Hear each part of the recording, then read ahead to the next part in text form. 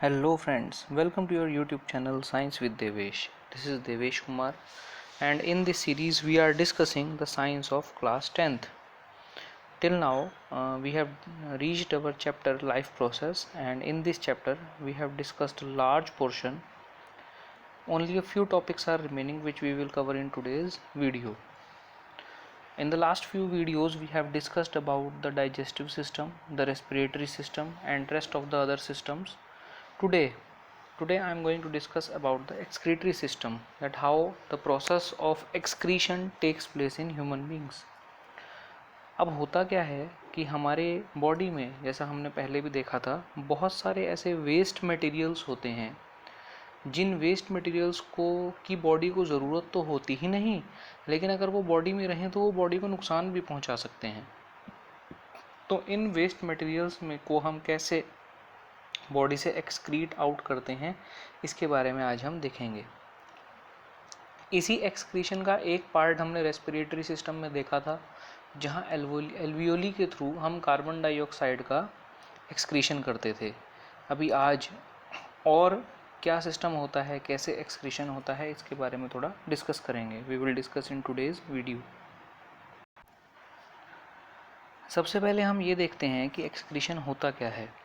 तो हमारी बॉडी में जो बायोलॉजिकल प्रोसेस होती हैं, जैसे डाइजेशन, रेस्पिरेशन, तो उनकी वजह से जो हमारी बॉडी में वेस्ट मटेरियल बनता है, उस वेस्ट मटेरियल को रिमूव करना ही की जो प्रोसेस होती है, उसी को हम कहते हैं एक्सक्रीशन।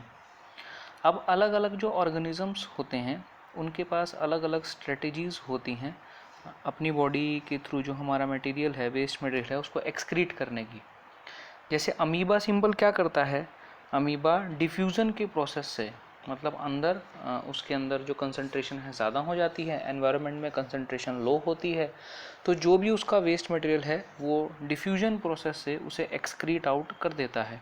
लेकिन हमारे जैसे जो कॉम्प्लेक्स ऑर्गेनिजम्स हैं, उनको कुछ स्पेशल ऑर्गन्स की ज़रूरत होती है एक्सक्रीशन के लिए, और हमारे पास भी ऐसे ही कुछ स्पेशल ऑर्गन्स हैं जो सिर्फ एक्सक्रीशन का ही प्रोसेस देखते हैं। तो अगर हम ह्यूमन बींग्स की बात करें तो उसके एक्सक्रीटरी सिस्टम में क्या क्या होता है, तो उसके एक्सक्रीटरी सिस्टम में किडनीज होती हैं, 2 किडनी होती हैं, पेयर ऑफ किडनी। उसके बाद उसका जो एक्सक्रीटरी सिस्टम है उसके अंदर यूरेटर होता है, पेयर होता है यूरेटर का भी।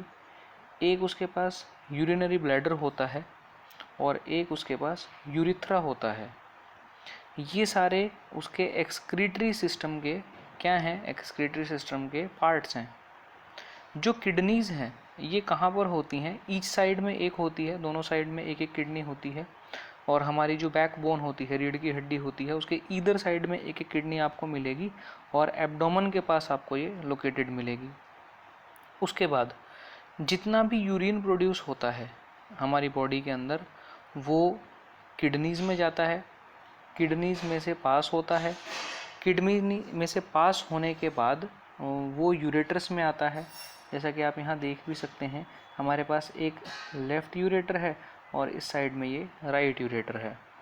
तो जितना भी हमारा वेस्ट मटेरियल था, यूरिन था, वो किडनीज़ में आया, किडनीज़ के थ्रू वो ऐसे यूरेटर्स में से गया और यूरेटर्स में से पास होता होता वो यूरिनरी ब्लैडर में आ जाता है। अभी ब्लैडर में वो थोड़ा स्टोर होने लग जाता है, और जब वो ज़्यादा हो जाता है तो उसको ये जो यूरिथ्रा है इसके थ्रू हम एक्सक्रीट आउट कर देते हैं। क्लियर? तो ये बड़ा सिंपल प्रोसेस है एक्सक्रीशन का, कि किडनीज़ में आया, किडनीज़, दोनों किडनीज़ में से ब्लड आया, यूरिन बना, यूरिन आया, वो यूरेटर्स के थ्रू यूरिनरी ब्लैडर में आया और यूरिथ्रा के थ्रू हमारी बॉडी से एक्सक्रीट आउट हो गया। अब ये यूरिन बनता कैसे है और यूरिन को बनाने का पर्पज़ क्या है। हमारे ब्लड के अंदर जैसे हम कुछ बाहर से, जैसे कुछ भी हम खाते हैं, पिज़्ज़ा बर्गर, ऐसा कोई जंक फूड खाते हैं, या हम टैबलेट्स लेते हैं, तो ये लेने की वजह से हमारी बॉडी में कुछ टॉक्सिक मटेरियल बनते हैं। तो जैसे हम कार्बन डाइऑक्साइड को रिमूव करते हैं लंग्स के थ्रू, वैसे ही ये जो टॉक्सिक मटेरियल है, ये जो नाइट्रोजनस वेस्ट है, जैसे कि यूरिया हो गया, यूरिक एसिड हो गया, इनको हम किडनीज़ के थ्रू अपनी बॉडी में से एक्सक्रीट आउट करते हैं, अपनी बॉडी में से रिमूव करते हैं। किडनी अगर हम ऐसा कहें कि हमारी बॉडी का फिल्टर है तो इसमें कुछ भी गलत नहीं होगा। किडनी, लंग्स, ये हमारी बॉडी को क्या करते हैं, हमारी बॉडी को फिल्टर आउट करते हैं, जो भी वेस्ट मटेरियल्स हैं उनको निकाल लेते हैं। अब हमने हार्ट के अंदर देखा था कि हमारे पास बहुत थिन, बहुत पतली वॉल्स वाली कैपिलरीज होती हैं। ऐसी हर एक कैपिलरी जो होती है वो एसोसिएटेड होती है एक कप शेप्ड स्ट्रक्चर के साथ। मैं आपको वो कप शेप जो स्ट्रक्चर है वो भी दिखाता हूँ। ये वो कप शेप स्ट्रक्चर है, क्लियर। इसी को हम नेफ्रॉन भी कहते हैं। ये हमारा वो स्ट्रक्चर है जो बेसिक फिल्ट्रेशन का काम करता है। अभी हमने क्या देखा, अभी हमारी हर एक कैपिलरी जो है, हर एक कैपिलरी वो एसोसिएटेड होती है किसके साथ, इस कप शेप स्ट्रक्चर के साथ, जिसको हम कहते हैं बोमेंस कैप्सूल।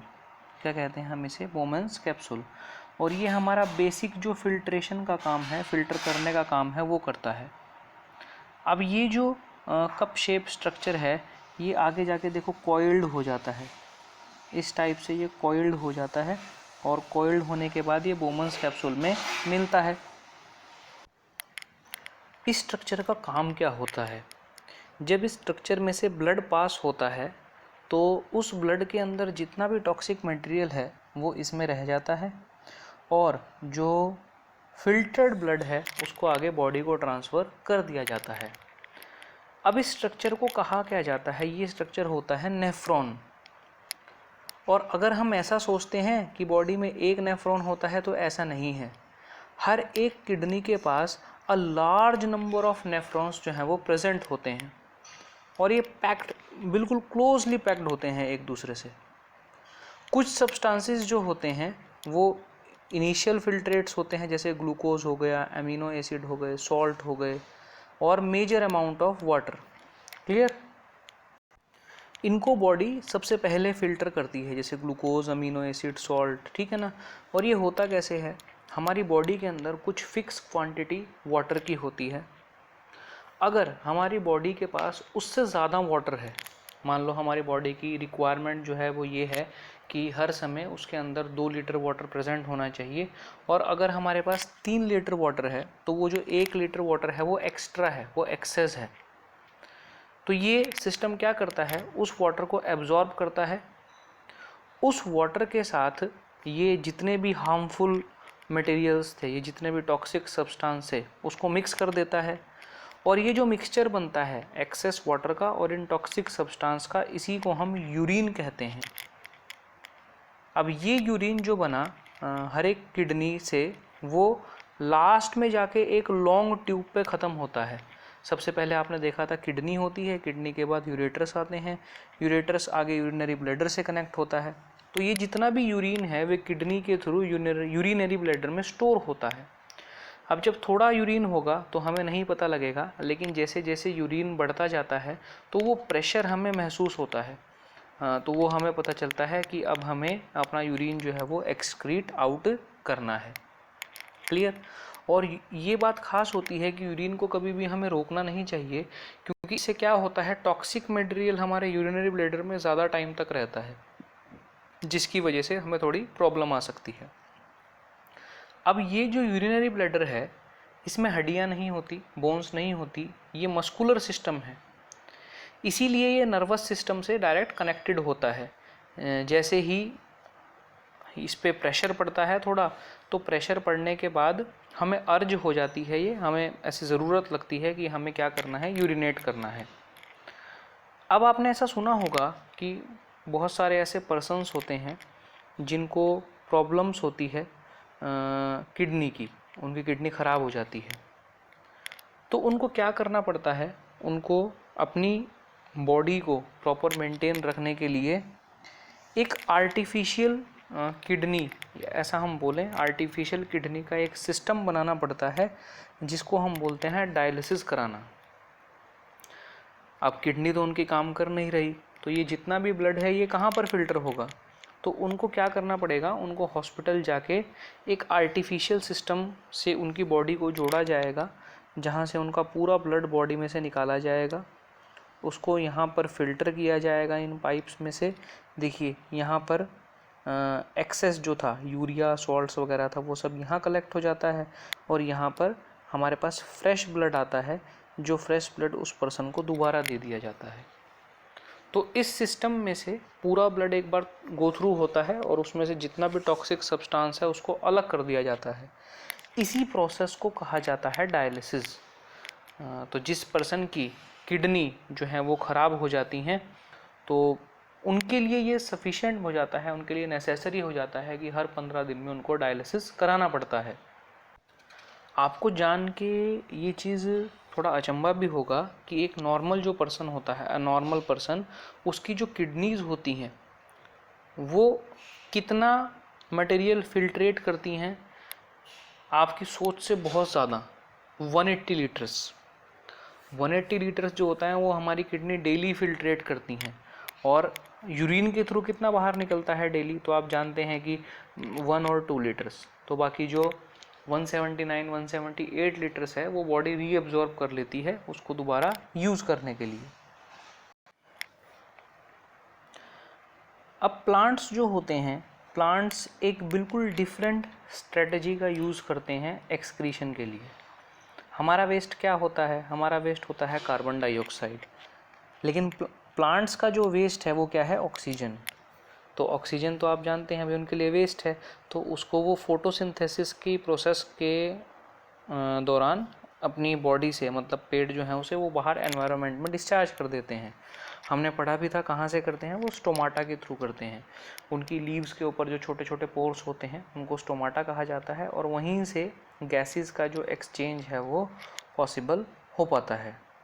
ऐसा हमने पहले डिस्कस भी किया है। अब ऑक्सीजन के साथ साथ उनके पास कुछ एक्सेस वाटर भी होता है, मतलब एक्स्ट्रा वाटर भी होता है जिसकी इनको बॉडी को ज़रूरत नहीं है, और उसको क्या करना है, उन्हें एक्सक्रीट आउट करना है। तो उस एक्सेस वाटर को वो ट्रांसपिरेशन के थ्रू एक्सक्रीट आउट करते हैं। हम जानते भी हैं कि नीचे से जाइलम में से जितना भी सब्सटेंस आ रहा है, वाटर और मिनरल्स आ रहे हैं, तो उसका एक रीज़न ये भी है कि वो कैसे ऊपर तक आते हैं, संक्शन क्रिएट होता है। प्लांट्स जो हैं वहाँ पे लीव्स के ऊपर वाटर के वेपर्स में कन्वर्ट होता है, इस प्रोसेस को हम ट्रांसपिरेशन कहते हैं। तो उसके थ्रू प्लांट्स जो हैं अपना एक्सेस जो वाटर है उसको एक्सक्रीट करते हैं। कुछ और भी वेस्ट होता है प्लांट्स के पास जो उन्हें एक्सक्रीट करना होता है, लेकिन हम जानते हैं कि प्लांट के पास बहुत सारे डेड सेल्स और डेड टिश्यू होते हैं, तो वो उस सारे वेस्ट को जितना भी है उसको डेड सेल्स को भेज देते हैं। और कुछ टाइम के बाद क्या होता है, वो डेड सेल्स किसके होते हैं? लीव्स के। तो वो जितना भी वेस्ट है, समझो उन्होंने अपनी लीव्स के पास भेज दिया, तो कुछ टाइम के बाद क्या होगा, पेड़ से वो जो पत्ती है, वो जो पत्ता है वो सूख के गिर जाएगा, लीव्स जो हैं वो गिर जाएंगी। क्लियर? तो लीव्स जो पेड़ से गिरती हैं वो इसीलिए गिरती हैं, पतझड़ में हम जानते हैं कि पेड़ पे से सारे पत्ते गिर जाते हैं। पेड़ क्या करता है उस टाइम पे, उसका जितना भी वेस्ट मटेरियल है वो लीव्स को दे देता है, और लीव्स जो हैं वो गिर जाती हैं और नई लीव्स वहाँ पर प्रोड्यूस हो जाती हैं। बहुत सारे प्लांट्स ऐसे होते हैं जो अपने वेस्ट को स्टोर करके रखते हैं सेल्यूलर वैक्यूल्स में, मतलब सेल से बनी हुई जो ट्यूब्स हैं उनमें। ये जो वेस्ट प्रोडक्ट है इसको बहुत टाइम के बाद वही बात फिर वो दोबारा लीव्स को देते हैं और लीव्स जो हैं वो गिर जाती हैं। और जो वेस्ट प्रोडक्ट्स है प्लांट्स के पास, उसको वो स्टोर कर लेते हैं रेजिन्स और गम्स की फॉर्म में। हमने देखा होगा कई बार पेड़ से एक चिपचिपा मटेरियल निकलता है, कई बार कई जगह से। वो जो चिपचिपा मटेरियल है वो क्या होता है, वो उनका वेस्ट ही होता है। तो उनकी जो ओल्ड जाइलम ट्यूब्स होती हैं उनमें वो यही काम करते हैं, ठीक है ना।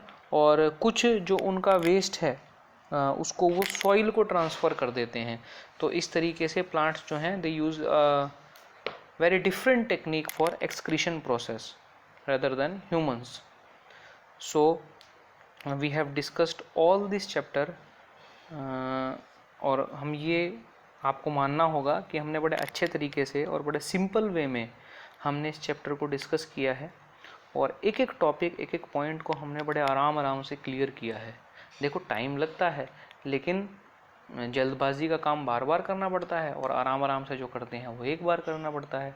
So it is very useful for us कि हमने one of the largest chapter जो है वो कंप्लीट कर लिया है। ऐसे ही हमने पहले जो लाइट चैप्टर है वो कंप्लीट किया था और उसके बाद अभी हमने इस चैप्टर को बहुत अच्छे से कंप्लीट किया है।